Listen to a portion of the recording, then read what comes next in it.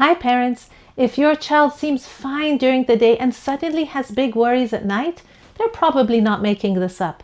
Quiet can make anxiety louder.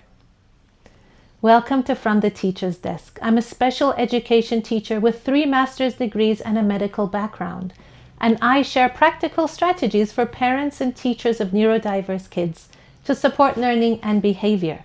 And today we're talking about bedtime anxiety.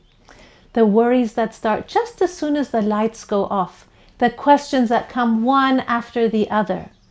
What if I can't fall asleep? What if I have a bad dream? What if I forget my homework? What if nobody plays with me tomorrow? What if I get into trouble? For many children, bedtime is the time when the day finally becomes quiet enough for their anxiety to become louder.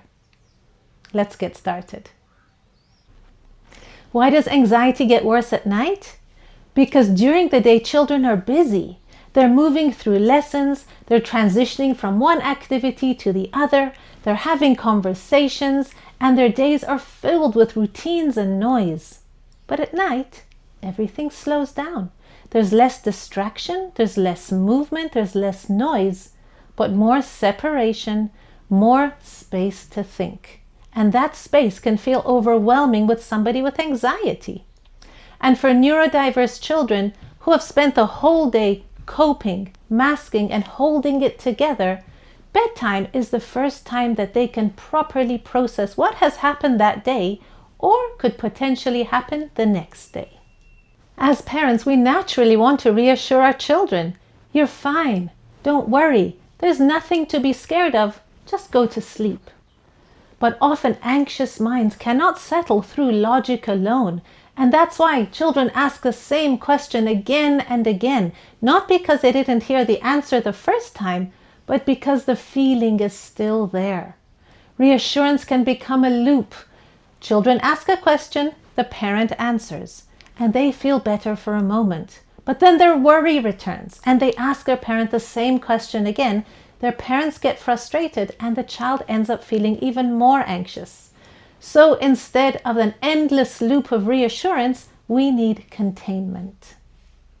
Containment means helping your child keep their worries somewhere safe without letting that anxiety take over the whole evening. You could say something like, that sounds like a worry thought. Let's write it down so that your brain doesn't have to hold on to it all night. Or you could say, we've already addressed that worry. We'll come back to it tomorrow, but now is the time for your body to calm down and have some rest. Or you could say, worry is allowed to be here, but it's not allowed to take over bedtime. This validates the child and makes their worries feel heard, but it doesn't let them take over the whole routine. A practical tool you can use is a worry notebook. Every night at bedtime, give your child 5 minutes to either write or draw their worries down, and then split them into 2 categories: things I can do something about and things that will have to wait until tomorrow. So for example, the worry of, I forgot my library book at home today could be, let's leave a note by the front door so that you can remember it tomorrow. The worry of, what if nobody plays with me at school tomorrow could be, let's write this down in our worry notebook and talk about it tomorrow after school to see what really happened. The worry of, what if I don't fall asleep tonight could be, let's do our best with our calming bedtime routine to make sure you're as ready for bed as possible. The goal is not to solve every worry at bedtime, and as parents we know that not every one of these worries will come true, but it is to show the brain that the worry has been noticed and it is being safely held. A repeated phrase can also help. You could say something like this: your worries have been heard, your body is safe. Tomorrow is the time for solving, tonight is the time for resting. Say it calmly and say it the same way every night. And the repetition matters because an anxious brain needs predictability more than it needs new explanations. If your child's worries get bigger at bedtime, this doesn't mean that they're being dramatic, but it could be that their brain is struggling with quiet, separation, uncertainty, and the demands of the next day.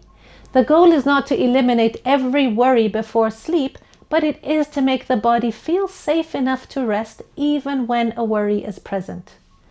And a helpful phrase is not something like, there is nothing to worry about, but it could be, I have heard your worry and we know what to do with it. Thank you so much for joining me here from the Teacher's Desk. Next week, we're going to be talking about sensory needs and sleep. See you then.